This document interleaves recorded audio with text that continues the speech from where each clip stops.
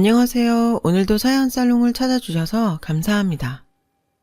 하마터면 작년에 결혼할 뻔했던 30대 여성이에요. 살다 보면 천만다행이라고 생각하게 되는 일이 있잖아요. 저에게는 결혼을 포기한 게 그 경우였어요. 25살 때의 일이에요. 당시 극작가가 되는 게 꿈이었던 저는 문예창작과를 졸업하고 영세한 출판사에서 편집 보조 일을 하고 있었어요. 시간이 날 때마다 대학로에서 연극을 보곤 했는데 그날은 연극이 늦게 끝난 데다 날씨까지 제법 추워서 큰맘 먹고 택시를 타게 됐죠. 택시 안이 따뜻해서 깜박 졸다가 일어났는데 집에 와보니 핸드폰이 없지 뭐예요. 순간 너무 당황해서 발만 동동 굴렀죠. 그러다 집 전화로 제 핸드폰에 전화를 걸었어요. 누구든 받기를 바라면서요. 다행히 젊은 남자가 전화를 받더군요. 전 부랴부랴 핸드폰을 찾으러 약속 장소를 향했어요. 도착해보니 대학생 정도로 보이는 남자가 제 핸드폰을 들고 있더군요. 그제야 전 가슴을 쓸어내렸죠. 제가 핸드폰 주인이라고 말하자 남자는 핸드폰을 건네주었어요. 한파주의보까지 내린 날 밖에서 절 기다린 탓에 남자의 얼굴과 손이 빨갛게 얼어있더라고요. 미안한 마음에 전 살해를 하겠다고 했고 남자는 한사코 사양을 하더군요. 그래도 이 추운 날 저 때문에 나온 사람을 어떻게 그냥 보내요. 그래서 따뜻한 커피라도 사겠다고 했죠. 그렇게 저는 처음 본 남자와 함께 카페로 들어갔어요. 별 다른 뜻 없이 그저 감사 표시만 하려고 앉은 자리였는데 얘기를 나눠보니 처음 만난 사이치곤 잘 통하더라고요. 그래서 헤어질 땐 핸드폰 번호까지 교환했어요. 이 남자가 바로 저와 결혼할 뻔했던 남자친구예요. 대학생처럼 보였던 그는 알고 보니 컴퓨터공학과 대학원생이더라고요. 당시 남친은 대학에서 로봇 프로그램 연구를 하고 있었어요. 제 주변엔 공대 출신이 없어서 전 남친이 하는 일이 신기했고 남친 역시 희곡을 쓰는 저를 신기해했죠.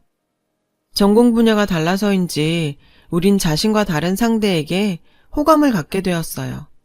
하지만 남친은 연구실에서 살다시피 했고 그러다 보니 자주 볼 수 없어서 우리 사이엔 별 진전이 없었어요. 저는 이대로 시간만 보내면 관계가 흐지부지 될 것 같아서 먼저 남친한테 사귀자고 말했죠. 남친은 제 고백에 당황한 듯 했지만 이내 그러자고 하더군요. 그날부터 우리는 연인이 되었어요. 서로 바빠서 자주 만나지는 못했지만 크게 싸우는 일 없이 무려 5년을 만났죠. 그러는 사이 남친은 석사를 마치고 박사 논문을 준비하게 되었어요. 우린 딱히 결혼 약속을 한 건 아니었지만 오래 만나다 보니 자연스럽게 결혼까지 이어지는 분위기였어요. 그러다 결혼 정년기에 다다르자 우리 결혼은 거의 기정사실화되어 갔죠. 양가 부모님은 5년 동안 사귄 우리를 예비 사위와 예비 며느리로 생각하셨고 때 되면 결혼시킬 생각을 하고 계셨죠. 그리고 얼마 뒤 우린 어른들 뜻에 따라 상견례를 앞두게 되었어요. 하지만 어른들과 다르게 전 조금 고민이 되는 부분이 있었어요. 남친 때문이었죠. 결혼해 살자면 수입이 있어야 하는데 말이 좋아 박사지 그동안 공부만 하느라 그때까지도 벌이가 거의 없었거든요. 남친 집에서는 당신 아들이 자리 잡을 때까지는 경제적 지원을 해주겠다고 했지만 제 입장에선 달갑지 않았어요. 시댁에서 돈을 받아 생활을 해야 한다니 아무리 생각해도 내키지 않았죠. 그래서 전 슬쩍 남친한테 결혼은 우리 힘으로 살 수 있을 때 하는 게 낫지 않겠냐고 고민을 털어놨어요. 지금껏 부모한테 지원받으며 살아온 남친은 제 고민을 이해 못하더라고요. 제 친한 친구들마저도 시댁에서 돈을 대주겠다는데 뭘 그렇게 예민하게 구냐고 하더라고요. 주변에서 그런 소리를 들으니 제가 괜한 걱정을 하는 건가 싶기도 했어요. 그리고 드디어 상견례 날이 다가왔죠. 장남도 아직 미혼인 남친 집에선 저를 딸처럼 귀하게 여기겠다며 몸만 놔도 된다고 다정하게 말씀하셨어요. 저희 부모님은 그 말에 안심하셨고요. 그렇게 상견례 자리가 무르익어가자 본론으로 들어가게 되었어요. 예비 시부모님께서는 신혼집은 이미 오래전부터 마련되어 있으니 집 걱정은 말라고 하셨어요. 얘기를 들어보니 예비 시부모님께선 서울에 30평대 아파트를 사두시면서 아들 중 먼저 결혼하는 쪽에 주자고 일찌감치 마음을 정했다고 하더라고요. 솔직히 로또가 당첨된 기분이었어요. 남친을 통해 시부모님이 부동산을 제법 가지고 계시다는 얘기는 들었지만 자식한테 줄 아파트까지 준비되어 있을 거라곤 생각도 못했거든요. 저도 사람인지라 기분이 좋았죠. 그날 결혼은 4개월 뒤에 하기로 정했고 양측 모두 결혼 준비에 들어갔어요. 그런데 뜻밖의 복병이 나타났지 뭐예요. 저는 물론 저희 부모님까지도 그로 인해 혼란에 빠지고 말았죠. 당시 미혼이던 남친 형이 갑자기 결혼 발표를 한 거예요. 안 그래도 아픈 손가락이던 나이 많은 장남이 결혼을 한다고 하니 시부모님께선 세상을 다 얻은 것처럼 기뻐하셨죠. 그때까지는 저도 의지할 형님이 생겨서 나름 다행이다 싶었어요.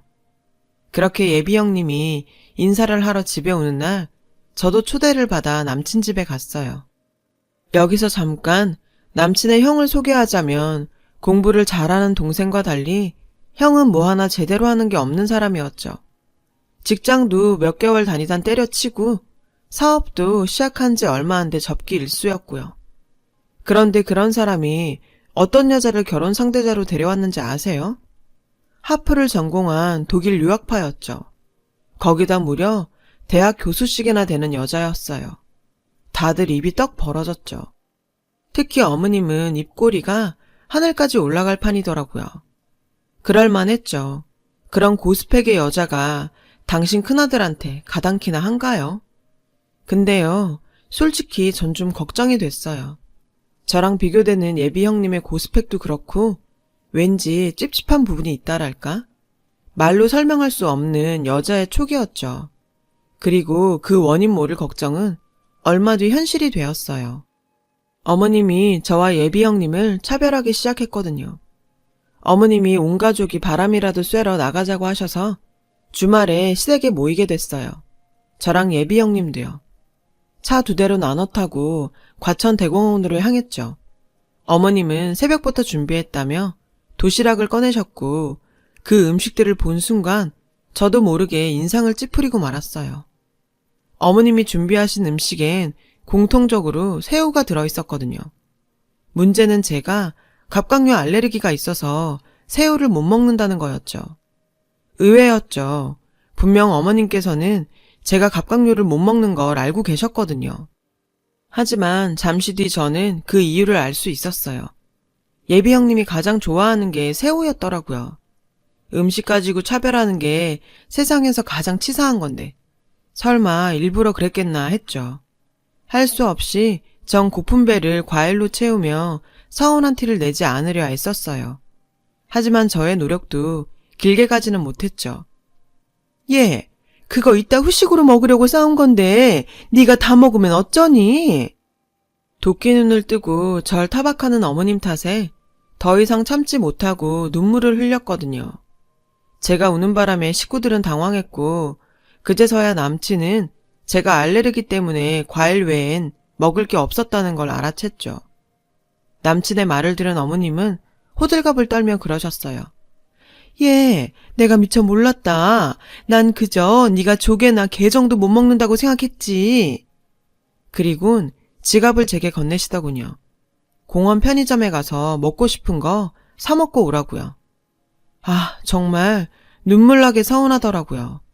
당장이라도 자리를 박차고 집에 가버리고 싶을 정도로요. 아무 말도 못하고 있는 제게 남친은 커피라도 마시고 오자며 절 데리고 나섰어요. 저는 쌓인 감정의 화살을 모두 남친한테 쏘아대며 예비 형님이 나타난 뒤로 어머니가 차별을 하신다고 말했죠. 제 말에 남친은 불같이 화를 내더군요. 자기 부모님을 흉봤다 이거죠. 결국 우린 대공원 한복판에서 언성을 높이며 말다툼을 했어요. 마음 같아선 남친 가족들이 알건 말건 집으로 가버리고 싶었지만 그건 예의가 아닌 것 같아 이러지도 저러지도 못하고 서 있었죠. 근데 하필 이런 제 모습을 예비 형님이 본 거예요. 저는 예비 형님이 가족들에게 말하지 않을까 걱정이 됐어요. 그래서 억지로 남친과 화해를 하곤 가족들이 있는 자리로 갔죠. 그런데 제 우려와는 달리 형님은 아무 일 없는 것처럼 굴더라고요. 다행이라고 생각했죠. 그런 저를 향해 형님은 살짝 미소까지 지어 보이더군요. 말 안 했으니 걱정 말라는 신호 같았어요. 전 창피하기도 하고 민망하기도 해서 겸연쩍게 웃어 보였고요. 그렇게 식사를 마치고 자리를 정리하는데 예비 형님이 다가왔어요. 자기 때문에 밥도 제대로 못 먹어서 어쩌냐며 미안하다더군요. 어머님이 대놓고 자신한테 호의적으로 대하시는 것 같아 부담스럽고 그래서 저한테 더 미안하다고요. 그 말을 들으니 제가 그동안 예비 형님을 질투하고 샘냈던 게 창피했어요. 좀 참을 걸 그랬다 생각했죠. 그날 이후 저와 형님은 급격히 사이가 가까워졌고 곧 한 집 며느리가 된다는 공통점 때문에 끈끈한 사이가 되었어요.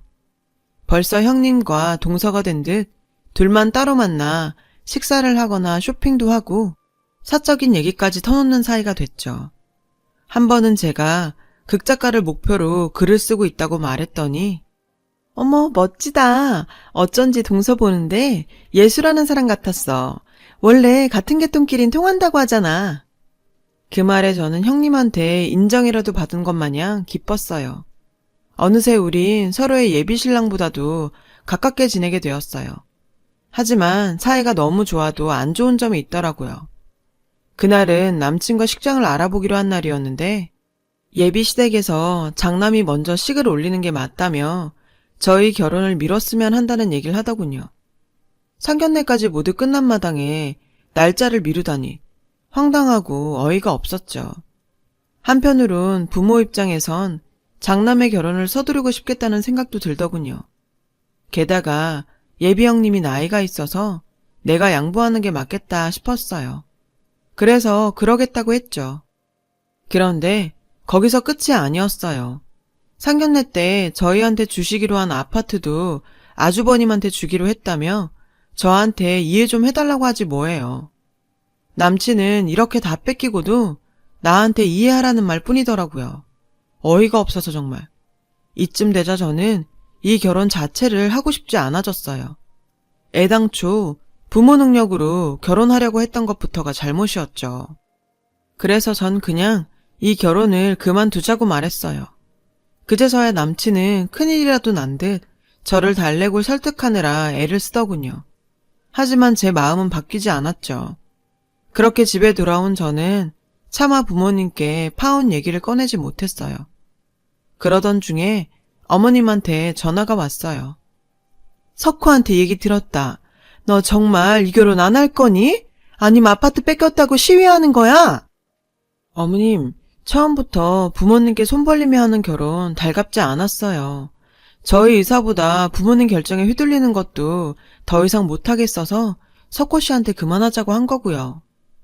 그래? 그럼 네 뜻 잘 알겠다. 이 결혼은 네가 깼다는 거 잊지 말거라. 어머님은 일방적으로 전화를 끊었어요. 황당해서 말도 나오지 않더군요. 어머님과의 통화를 끝으로 결혼 얘기는 없던 일이 돼버렸죠. 저는 부모님께 모든 사실을 얘기했어요. 딸이 파혼하게 된 것도 충격적인데 장남 결혼에 눈이 멀어 한순간에 태도를 바꾼 예비 사돈한테 부모님은 실망하셨죠. 그러면서도 차라리 식 올리기 전에 사돈의 민낯을 알게 돼서 다행이라며 애써 좋은 쪽으로 생각하시려는 것 같았어요. 저도 그렇게 생각하려 노력했고요. 가끔은 내가 좀 참았으면 어땠을까 그런 생각도 조금은 했지만요. 하지만 어머님과의 통화를 생각하면 그만둔 게 잘한 일이란 생각도 들었죠. 그렇게 일주일쯤 지났을까? 파혼 소식을 들은 형님이 전화를 했더라고요. 파혼 소식 들었어. 혹시 우리 때문이야? 아니에요. 제가 석호 씨네랑 맞지 않아서 그런 거예요. 그래도 동서 나는 마음이 편치가 않네. 저 신경 쓰지 마시고 결혼 준비 잘 하세요. 결혼식은 못 가겠지만 나중에 우리끼리는 얼굴 보고 그래요. 전 그렇게 예비 형님과 통화를 마쳤어요. 그렇게 전 파혼을 했고 다시 일상으로 돌아와 직장 생활과 습작을 이어갔어요. 그렇게 한 달 정도 시간이 지났을 무렵 남자친구한테 전화가 왔지 뭐예요. 술을 얼마나 마셨는지 혀가 꼬였더군요. 저는 이러지 말라고 차갑게 말하곤 전화를 끊었어요. 그랬더니 잠시 뒤에 남친의 친구한테 전화가 왔더라고요. 남친이 저와 헤어진 뒤로 논문도 못 쓰고 술에 빠져 산다고 했죠. 그 말에 저는 바보같이 애써 닫은 마음을 다시 열고 말았어요. 5년을 만났는데 어떻게 하루 만에 관계를 끊는다는 것 자체가 무리였죠. 저는 남친이 있는 포장마차로 달려갔어요. 안 본 사이에 수척해진 남친을 보니 마음이 아프더라고요. 남친은 절 보자마자 와라 끌어안고는 아이처럼 엉엉 울었어요. 그 모습에 저도 덩달아 울고 말았고요. 그날 이후 우리는 양가의 비밀로 하고 다시 만나기 시작했어요. 형님에겐 살짝 얘기를 할까 하다가 남친 어머님이 알면 그거대로 형님이 곤란할 것 같아 참았죠. 그렇게 비밀 연애는 한동안 이어졌고 그런 가운데 남친 형의 결혼식 날이 되었어요. 저는 비록 참석할 수는 없었지만 형님한테 결혼 축하 문자를 보냈어요. 하지만 일주일이 지나도 단문은 오지 않았어요.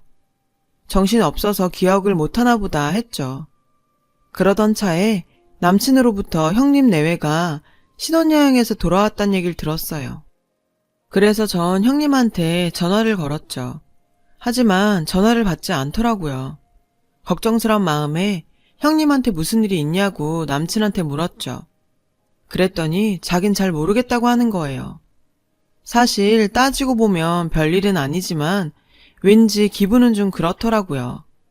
그래서 친구와 통화 중에 이 얘기를 했더니 이미 파혼한 사람인데 껄끄러워서라도 거리를 두고 싶은 거 아니겠냐더군요. 듣고 보니 그럴 수도 있겠다는 생각이 들었어요. 아직 형님은 남친과 제가 다시 만나는 것도 모르니까요. 사실 남친과 다시 만나면서 언제 양가에 알려야 할까 고민 중이었거든요. 그러던 어느 날이었어요. 전 논문을 쓰느라 지쳐있는 남친한테 주려고 영양제를 사러 백화점에 들렸죠. 주말이라 인파에 치여 진이 다 빠졌어요.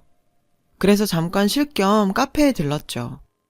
그런데 거기에 형님과 어머님이 있지 뭐예요. 죄 지은 것도 없는데 저는 얼른 몸부터 숨겼어요. 그런데 두 사람이 무슨 얘기를 하는지 궁금하더라고요.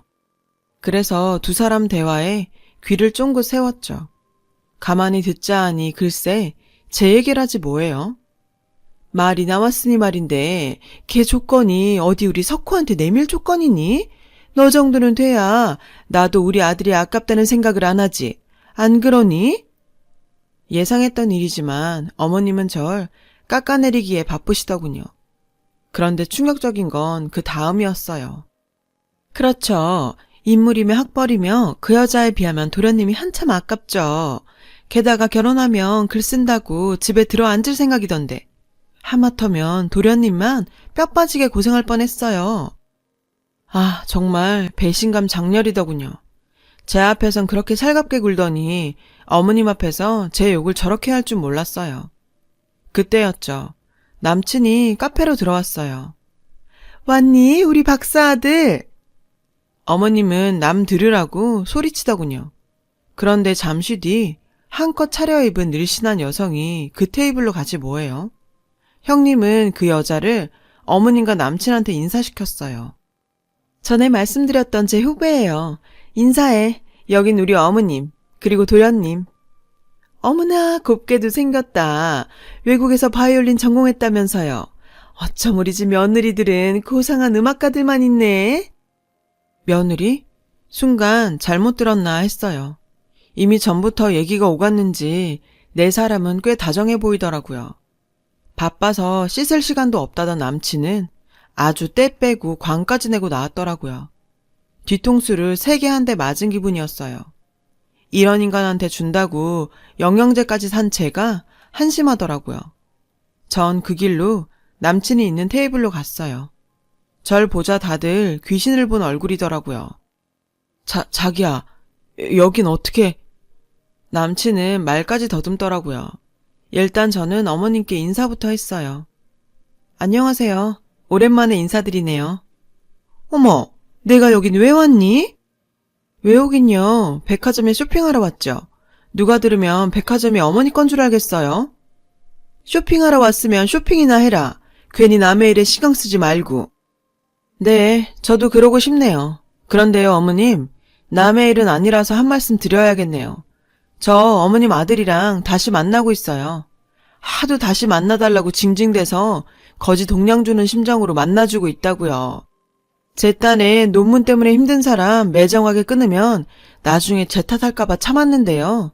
더 이상은 안 되겠네요. 꼴에 양다리까지 걸치려 들어? 30 넘도록 집 밥벌이도 못하는 남자. 그래도 사람은 착한 것 같아 만나줬더니 착하긴 개뿔, 인성도 개판이네요. 저런 건 재활용도 안 되겠어요, 어머님. 그래서 제가 차려고요. 아참, 그리고 형님, 아니 지연씨, 내 앞에선 그렇게 시집 욕을 하더니 어쩜 그렇게 연기를 잘하세요? 가진 거라곤 돈밖에 없는 무식한 것들이라더니 그쪽이랑 딱이네요.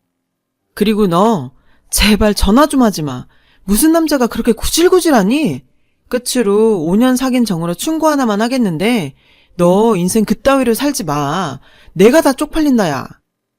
저는 들고 있던 영양제 백으로 남친의 뒤통수를 3개 한 대 치고는 그 자리를 빠져나왔어요. 제 뒤로 3사람이 옥신각신하는 소리가 들리더군요. 그러거나 말거나죠. 사고는 예고 없이 터진다더니 전 그날 제대로 사고를 치곤 집에 돌아와 2다리 쭉 뻗고 잠들 수 있었어요. 역시 앙금은 속에 담아두고 살면 안 되는 거였어요. 얼마 뒤 저는 전남친에 대한 소식을 들을 수 있었어요. 글쎄 하프를 전공했다던 유학파 형님은 하프는 구경도 못한 강원도 산골 출신이더라고요. 게다가 대학 교수는커녕 상고 출신의 사채업자 사무실의 경리였고요. 전 남친 엄마는 사기 결혼이라며 길길이 날뛰었고 혼인 무효 소송까지 벌였는데 알고 보니 그게 전부 아파트에 눈이 먼 장남이 꾸민 짓이었다지 뭐예요. 아주 뒤통수를 제대로 맞은 거죠. 참, 박사 논문을 준비하던 전 남친은 논문 표절로 논문 심사에서 탈락했다더군요. 하여간 그놈의 찌질함은 어디가 끝인지. 그 일이 있은 뒤 저는 연애와 결혼은 뒷전으로 하고 직장과 작품을 쓰는 데만 온 힘을 다했어요. 그 결과 1년이 지난 지금 저는 직장을 그만두고 연극판에 있어요. 극작가가 된 건 아니고 현장에서 뛰면서 생생한 글을 쓰고 싶어 내린 결정이었죠. 하루하루 시간과 싸우며 머리를 쥐어뜯는 게 일상이지만 그래도 전 행복해요. 아직은 앞날이 캄캄하지만 이 길을 따라가다 보면 제가 원하던 그곳에 도착할 것 같거든요. 왜 그러잖아요. 작가들에게 상처는 훈장과 같다고요. 그런 의미에서 전 지금 가슴에 훈장을 달고 꿈을 향해 달리고 있어요.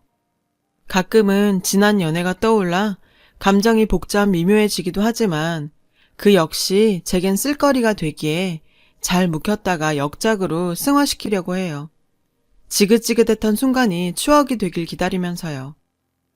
여러분, 사연 댓글에 응원과 현명한 조언 부탁드려요. 좋아요와 구독은 저에게 큰 힘이 됩니다. 오늘도 좋은 일 가득하세요.